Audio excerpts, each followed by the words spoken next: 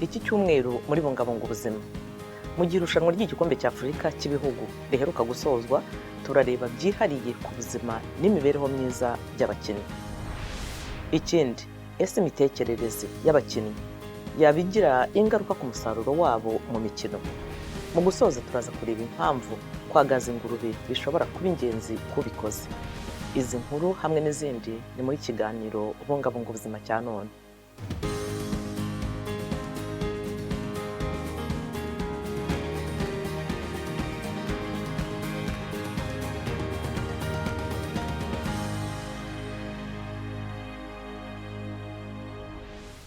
Ndabaramukije, ndi Eugenia Mukankusi. Ikaze mu kiganiro Bungabunga Ubuzima. Abakinnyi akenshi babonwa nk'intangarugero mu kugira ingufu z'umubiri. Bagerageza kwiyitaho, bakitaho cyane haba mu kibuga ndetse no hanze yacyo, kandi bagomba kuba bafite ubuzima bwiza kugira ngo babashe imikino, gutsinda ingorane bahura nazo ndetse bagere no ku ntego zabo. Inzobere zivuga ko mu mikino yo ku rwego rwo hejuru, ubuzima n'imibereho myiza by'umukinnyi bivuze imimerere myiza yo ku mubiri, mu bitekerezo ndetse no mu mibanire ye myiza n'abandi, kandi ibyo byose bigira ingaruka ku musaruro umukinnyi atanga mu marushanwa. Ikindi kandi, imyiteguro iboneye n'uburyo bwo kwirinda imvune ni bimwe mu bintu by'ingenzi bigena niba umukinnyi ari byitware neza cyangwa se atari bubishobore. None ni gute abakinnyi bagumana imibereho myiza? Ikindi, ni ku ruhe rwego imyiteguro itandukanye hagati y'abakinnyi b'abagore n'abagabo? Umunyamakuru Annette Mugabo yakurikiranye imikino y'igikombe cy'Afurika cy'ibihugu ya Bija, yashatse inzobere mu mikino zimusangiza ubumenyi kuri ibi mu gihe irushanwa ryarimo ryerekeza mu mikino ya nyuma. Irushanwa ry'igikombe cy'Afurika cy'ibihugu AFCON riheruka gusozwa muri Kote Divuwari, aho abakinnyi b'umupira w'amaguru basabwa gukina bivuye inyuma. Abakinnyi bahura n'igitutu ndetse n'ingorane haba mu kibuga no hanze yacyo, kandi inzobere zivuga ko kwitegura amarushanwa neza ari rwo rufunguzo. Amanda Dilamin wahoze ari kapiteni w'ikipe y'igihugu y'abagore ya Afurika y'Epfo bakunze kwita banyana, yakoze amateka ubwo yabaga umugore wa mbere ubaye umusesenguzi w'imikino y'igikombe cy'Afurika cy'ibihugu kuri televiziyo. Yatuganirije uko yabigenzaga ngo ahorane ubuzima buzira umuze ubwo yari akiri umukinnyi. Key aspects, I guess maybe a diet, a proper diet is very important. Ikintu cya mbere cy'ingenzi ahari navuga ko ari imirire. Imirire ni ingenzi kurusha ibindi. Kwitoza bikwiye nk'ikipe nabyo ni ingenzi, hamwe wenda no guhorana inyota n'umuhate byo kugera ku ntego runaka. Kumenya gahunda yawe ya buri munsi nabyo bigufasha kumenya uko witoza. Ni ikintu gikomeye kuko hari ubwo umubiri wawe ushobora kwanga biturutse ku munaniro, ndetse n'ubuzima bwiza bwawe mu ntekerezo bushobora guhungabana. Ni ingenzi rero kwita cyane ku mirire yawe n'imyitozo. Nibwira ko ibyo bigira uruhare mu buzima bwawe bwo ku mubiri n'ubwo mu mutwe. Abatoza bagira uruhare runini mu mibereho myiza y'abakinnyi, haba mu mutwe no ku mubiri, ndetse bakabatera umuhate wo gukora cyane no gutsinda. T. Olivier ni umuyobozi ushinzwe tekinike mpuzamahanga y'umukino w'intoki wa basketball. Il y a des sacrifices que vous faites sur vous-même. Umukinnyi mwiza buri gihe aritanga, agomba kurya neza kandi akarya indyo ikungahaye, agomba kuruhuka, agasinzira neza kandi akanitoza neza. Mu by'ukuri sinashimangira bihagije uruhare rw'imibereho myiza ya buri munsi mu kugera ku ntego k'umukinnyi cyangwa se gutsinda kwe. Uruhare rw'umutoza narwo ni ingenzi. Umutoza n'umuyobozi agomba gusunikira abakinnyi kugera kure binyuze muri gahunda ze nziza. Kuruhuka, gusinzira no kongera kwisubiranya k'umubiri ni ingenzi. Contrôler ce qu'il mange, savoir dormir, savoir s'entraîner, et ça c'est important. Muganga Ule Octave Guillaume ni umuganga mu kigo gishinzwe urubyiruko n'imikino, akanaba umukuru w'inama y'abaganga b'ishyirahamwe ry'umukino wa basketball ku isi FIBA ishami rya Afurika. Avuga ko mu buzima bwiza bw'abakinnyi hakubiyemo ibintu byinshi, kandi hashobora kubaho itandukaniro mu bijyanye n'igitsina ndetse n'imyaka. Et donc la médecine du sport est surtout une médecine préventive.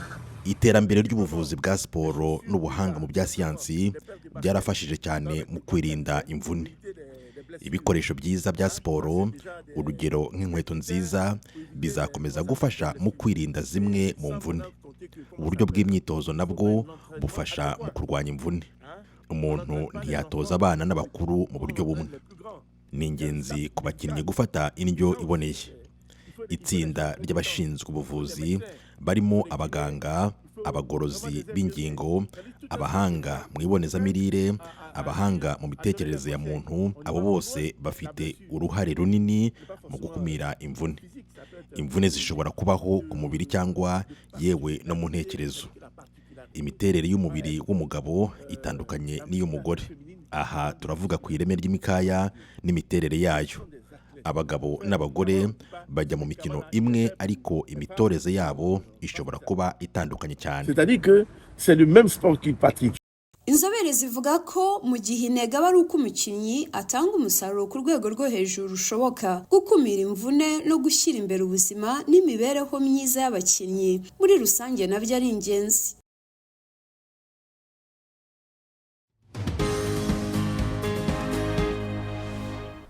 Ese imitekerereze y'umukinnyi yabigira ingaruka ku musaruro atanga?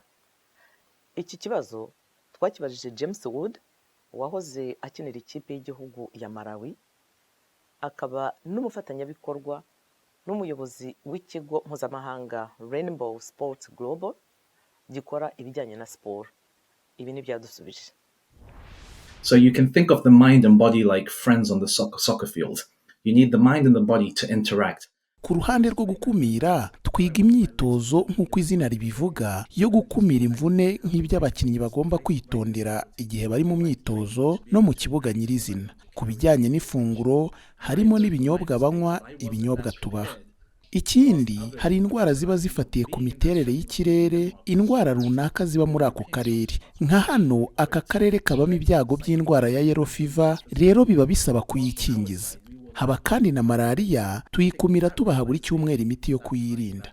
Mu irushanwa nk'iri, ahantu hari ubushyuhe bwinshi n'ubuhehere bwo hejuru, hari udusebe tuzanwa no kumagara k'umubiri, indwara ishobora kuzahaza.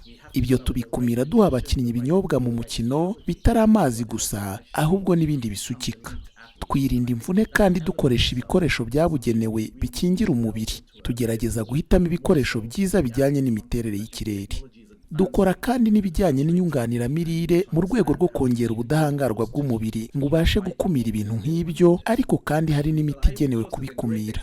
Ntibashobora gutakaza ibirenze 2% by'ireme ry'umubiri wabo buri munsi, bigenze uko baba barimo kujya mu byago byo kutabasha kwitabira siporo zo ku rwego rwo hejuru nk'umupira w'amaguru. Hamwe n'imvune, ibikomere n'ihungabana abakinnyi bagira, tugerageza kubikora mu buryo bumwe bwihuse, tugasuzuma uko ubuzima bw'umukinnyi buhagaze kugira ngo hafatwe ingamba zikwiye aho ku kibuga, haba mu mukino cyangwa mu myitozo, ku buryo duhita dukorera aho isuzuma buzima cyangwa se hagakorwa isuzuma ryimbitse ryuzuza ibyo twabonye ku maso. Dukora tugendeye kuko ibintu bimeze kandi dukurikiza amabwiriza atangwa na komite mpuzamahanga ishinzwe imikino olympique. Aya atuma kandi dutekereza ku mvune zikunze kugaragara nko gutakaza ubwenge biturutse ku gukomanya imitwe, ihungabana ryo mu bwonko, gukomanya amaguru bishobora gutera ukuvunika kw'amagufa, uburibwe bwo mu gatsinsino no mu mikaya. Kandi ntekereza no ku rutonde rw'imiti mba ngomba kwiyegereza hamwe n'abaganga ngomba kugendana nabo, ku buryo tuba twiteguye neza gukora iki gice cy'ingenzi ari cyo kuvura imvune ariko no kuzikumira. Ikipe yo ku rwego rwo hejuru igomba guherekezwa n'abakozi b'ubuvuzi benshi. Itangirira ku muganga mukuru uba uyoboye itsinda ry'abakozi b'urwego rw'ubuvuzi, hakaba ushinzwe kugorora ingingo. Nko kubitwerekeye, twitabwaho neza cyane mu bijyanye n'abagorora ingingo. Dufite kandi uzobereye mu gukora massage, shefu. Dufite umushefu turi kumwe witwa Lamine Medina, arimo gukora akazi gakomeye. Twavuga n'abandi nk'abahanga mu mitekerereze ya muntu, bagomba kuba bari hafi kenshi. Ese ku bwawe, uko abakinnyi bameze mu mitekerereze byaba bigira ingaruka ku musaruro wabo mu mikino? Ese utekereza ko watanga umusaruro w'ikirenga muri siporo ndetse no mu buzima bwawe busanzwe ubaye ufite ingufu mu bijyanye n'ibitekerezo? ibi ni bimwe mu bitekerezo by'abatuye Abidjan kuri iyi ngingo.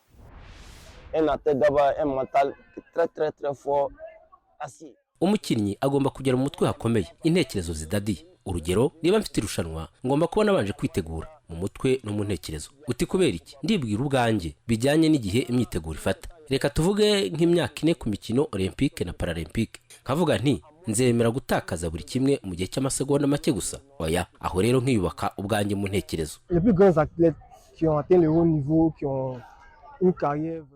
Abakinnyi bakomeye cyane bageze ku rwego rwo hejuru mu mikinire yabo n'abafite ingufu mu buryo bw'intekerezo. Guhora witeguye gutanga byinshi ukirenga wowe ubwawe, haba mu myitozo ariko by'umwihariko mu irushanwa. Si imbaraga z'umubiri gusa, ushobora kuba witeguye inyuma ku mubiri, ariko niba udafite ingufu mu ntekerezo byo kuba wahangana n'igitutu kikuzamo bijyanye n'amarushanwa akomeye, bisa nkaho ntacyo wigeze ukora.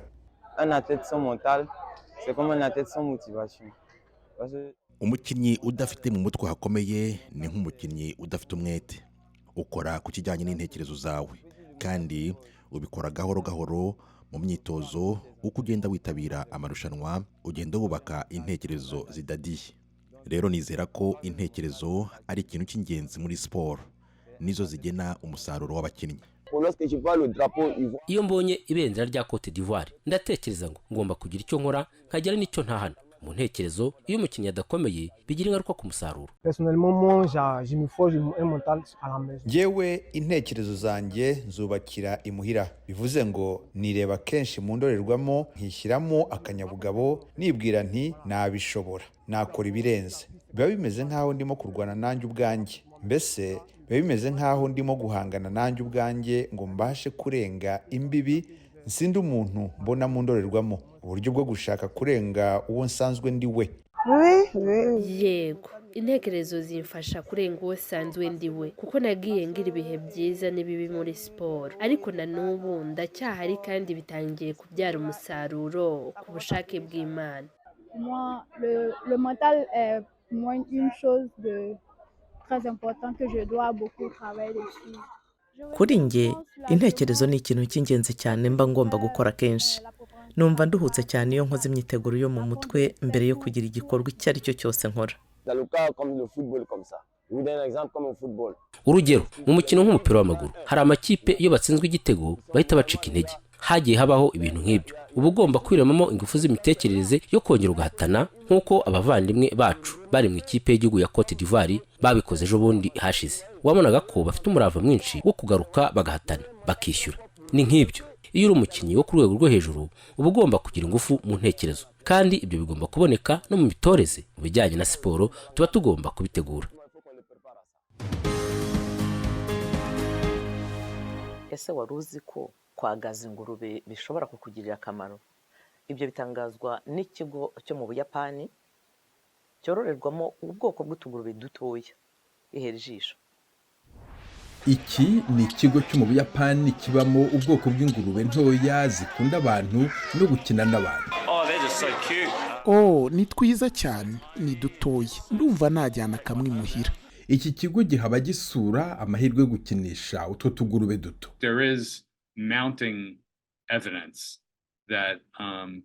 Hari ibihamya bigenda byiyongera byerekana ko kubana n'inyamaswa zororerwa mu ngo bishobora kugira umumaro mu bijyanye n'ubuzima bwiza bwo mu mutwe no ku mubiri. Izi ngurube zikomeza kuba ntoya kabone niyo zaba zikuze. Abakora muri iki kigo bavuga ko zigira isuku cyane kandi zitanuka nk'uko bikunze kuvugwa ku ngurube. Abazisura bavuga kandi ko ziruhura kandi ari inyamaswa nziza zizi kubana n'abantu. Ikiganiro Bungabunga Ubuzima cya none naho tugisoreje. Ku yandi makuru y'ubuzima, inama zagufasha kumererwa neza ndetse n'ibiheruka kuvumburwa mu rwego rw'ubuvuzi, gumana n'Ijwi ry'Amerika kuri wa_radio@voa.com. Naho ubutaha mukomeze kugubwa neza, muharanira kandi ko umunsi wanyu wari wo wose uba uw'ubuzima buzira umuze.